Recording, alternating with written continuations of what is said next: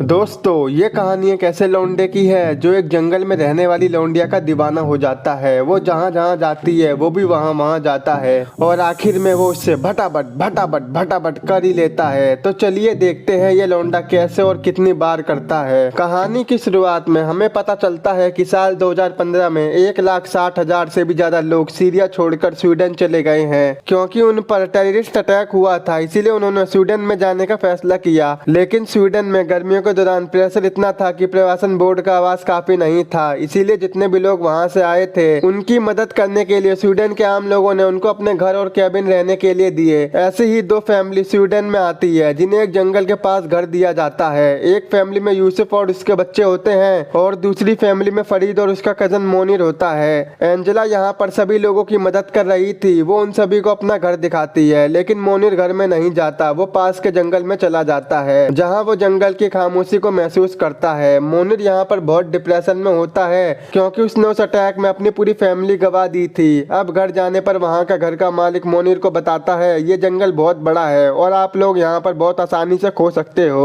अगली सुबह मोनिर फिर से जंगल में घूमने जाता है क्योंकि उसे ये जंगल बहुत पसंद आ जाता है। वो डेली जंगल में जाता है और नई नई चीजों के बारे में जानता है। एक दिन जंगल में उसे पुराना घर दिखाई देता है जिसमें कोई नहीं रहता था। तो वो अंदर जाता है और उस घर को देखने लगता है। तभी उसे डरावने ख्वाब आने लगते हैं और वो वहां से भाग जाता है। वो एक झील के पास पहुंचता है जहां वो पास में ही एक नाव को भी देखता है जिसमें बैठकर वो झील में तैरने लगता है और वो उस नाव में लेटकर अपने डिप्रेशन में डूब जाता है और नाव में ही सो जाता है। अगले दिन मोनिर एक पेड़ पर सो जाता है और ये रात भी गुजर जाती है। 2 दिन बाद जब मोनिर घर पर आता है तब फरीद गुस्से में कहता है भाई 2 दिन से कहाँ था? तो मोनिर कहता है मैं जंगल में ही था और कहाँ जाऊंगा। ये बोलकर वो उल्टा फरीद पर ही गुस्सा हो जाता है। वहीं रात में वो डिनर करने भी नहीं आता तो फरीद उसका खाना लेकर उसके रूम में जाता है और वो उसे समझाता है कि यार तू इस तरह से जंगल में नहीं घूम सकता क्योंकि यहाँ पर कई जंगली जानवर भी रहते हैं। अगले दिन स्वीडिश लोगों का एक फेस्टिवल होता है जिसमें वो भंड होकर भांग रोड़ा पीते हैं और अपने देवताओं की पूजा करते हैं। जब मोनिर वहाँ पर जाने की कोशिश करता है तो यूसुफ और फरीद उसे बताते हैं कि तुम उनके पास मत जाना, वो फुल नशे में है। अगर तुमने उन्हें डिस्टर्ब किया तो वो हम पर गुस्सा हो जाएंगे। लेकिन फिर भी मोनिर चुपके से वहाँ देखने लगता है जहाँ उसकी नजर एक लड़की पर जाती है जो कि वहाँ की स्थायी स्वीडिश लड़की थी। अगली सुबह 3 लड़के मोनिर के घर आकर उसे भला बुरा कहने लगते हैं। उनमें से एक लड़का पत्थर फेंकता है जो कांच तोड़कर सीधा उनके घर में आता है। ये देखकर मोनिर को गुस्सा आ जाता है और वो बाहर जाकर उस लड़के में एक घुसंड मार देता है तो वो लौंडा भी उसमें एक घुसंड मार देता है। तभी फरीद वहाँ आकर उसे रोक लेता है। अब इस इंसिडेंट से सभी लोग बहुत परेशान थे क्योंकि उस लौंडे को पुलिस ने हिरासत में ले लिया था। अब क्योंकि उसने पत्थर फेंका था तो ये उसकी ही गलती थी, लेकिन अगर वो लड़का उस पर हाथ उठाने के जुर्म में मुकदमा चलाता है तो इन लोगों के निवास परमिट पर पूरा ध्यान दिया जाएगा। वो लोग यहाँ पर शरण के लिए आए थे और निवास परमिट मिलने से पहले ही अगर उन लोगों के ऐसे मामले सामने आते हैं तो सरकार उनके परमिट रद्द कर देगी और उन्हें इस कंट्री से निकाल देगी। ये सारी बात फरीद मोनिर को समझाता है। अगले दिन मोनिर फिर से जंगल में झील के पास जाता है जहाँ वो देखता है कि झील में एक लड़की और एक बूढ़ी औरत स्विमिंग कर रही थी। ये वही लड़की है जिसे मोनिर ने फेस्टिवल में देखा था। मोनिर उन्हें छुप छुप कर देखता रहता है और उस लड़की को एहसास हो गया था कि कोई उन्हें देख रहा है। अब वो स्विमिंग करके जा रही होती हैं तो मोनिर उनका पीछा करता है तो वो उनका पीछा करते करते उनके घर तक पहुंच जाता है। जो औरत साथ में है वो उस लड़की की मॉम है। अगले दिन जब मोनिर बोट लेके झील में उतरने वाला था तब उसे किसी की आवाज आती है। जब वो देखता है तो उसे पता चलता है कि ये वही लड़की है जो कल यहाँ पर आई थी। वो सारे मिलकर झील में स्विमिंग करने लगते हैं तो मोनिर चुपके से उनको देखने लगता है। जब वो लड़की झील से बाहर आती है तो मोनिर उसे देखकर मास्टरबेट करने लगता है पर वो लड़की उसे ऐसा करते हुए देख लेती है और वो हंसने लगती है। जब ये मोनिर को पता चलता है कि वो सभी उसे ऐसा करते हुए देख रहे हैं तो वो वहां से भाग जाता है और जो लड़की उसके साथ थी वो मोनिर पर गुस्सा हो जाती है। भागते भागते मोनिर गिर जाता है और वहीं पर बेहोश हो जाता है। जब उसे होश आता है तो वो अपने घर पर जाता है जहाँ फरीद उसका पहले से ही वेट कर रहा था क्योंकि आज एंजेला आई थी। दरअसल उस लड़के ने मोनिर के खिलाफ पुलिस कंप्लेंट कर दी थी। इस वजह से अब उनके आवास परमिट पर पूरा ध्यान दिया जाएगा। वैसे इस केस में उस लौंडे की भी गलती थी, इसीलिए ये मामला बर्खास्त भी किया जा सकता है। एंजेला मोनिर को बताती है कि आप लोग यहाँ पर शरण के लिए आए हैं, आप इस तरह का व्यवहार यहाँ पर नहीं कर सकते।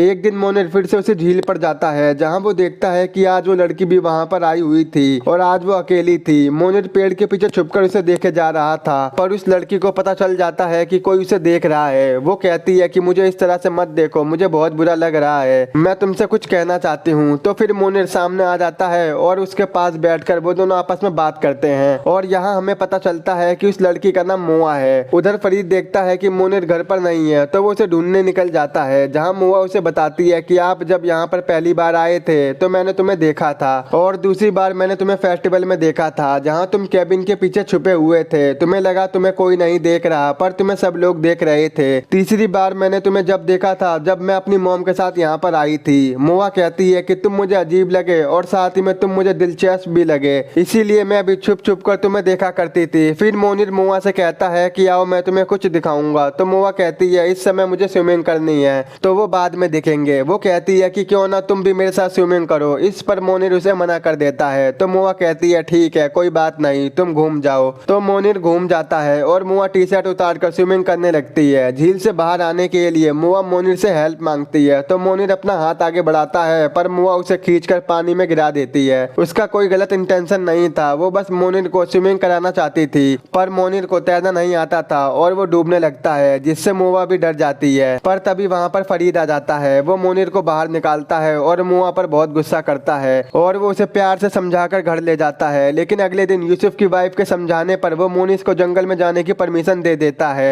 यहाँ मोआ की मॉम किसी काम से बाहर जा रही थी। जाते जाते वो मोआ से कहती हैं कि घर से बाहर मत निकलना। लेकिन कुछ देर बाद वो दोनों झील पर मिलते हैं, जहाँ वो नाव पर लेटकर नेचर की ब्यूटी को देखते हैं। बाहर आने पर वो दोनों भटाभट भी करते हैं और पूरी रात वो दोनों झील पर ही बिता देते हैं। जब सुबह होती है तो वो देखता है कि मोआ वहाँ से पहले ही चली गई थी, तो वो भी अपने घर पर आ जाता है, जहाँ फरीद उसे बताता है कि हमें कोर्ट में बुलाया गया है, जहाँ वो अपने फैसले की घोषणा करेंगे। एक दिन मोआ मोनिर को अपने घर ले आती है। उस वक्त मोआ की मॉम घर पर नहीं थी। मोआ की मॉम पहले ही उन लोगों पर बहुत गुस्सा थी। सिर्फ वो ही नहीं बल्कि कई लोग सीरिया के लोगों को टेररिस्ट मानते हैं और उनसे भेदभाव भी करते हैं। इसीलिए मोनिर मोआ से कहता है कि वो जातिवादी है, नस्लवादी है। तो मोआ कहती है वो ऐसी नहीं है, बस उन्हें समझने में थोड़ा समय चाहिए। पर मोनिर बार बार वही बात दोहराता है, जिस वजह से दोनों में बहस हो जाती है और मोआ वहाँ से जाने लगती है। पर मोनिर उसे किसी तरह से मना लेता है। मोआ कहती है कि तुम्हें अपने बारे में मुझे सब बताना होगा ताकि हम तुम्हें अच्छी तरह से समझ सकें। तो वो दोनों झील पर जाते हैं, जहाँ मोनिस बताता है कि किस तरह से एक ही पल में उसने अपनी फैमिली को खो दिया।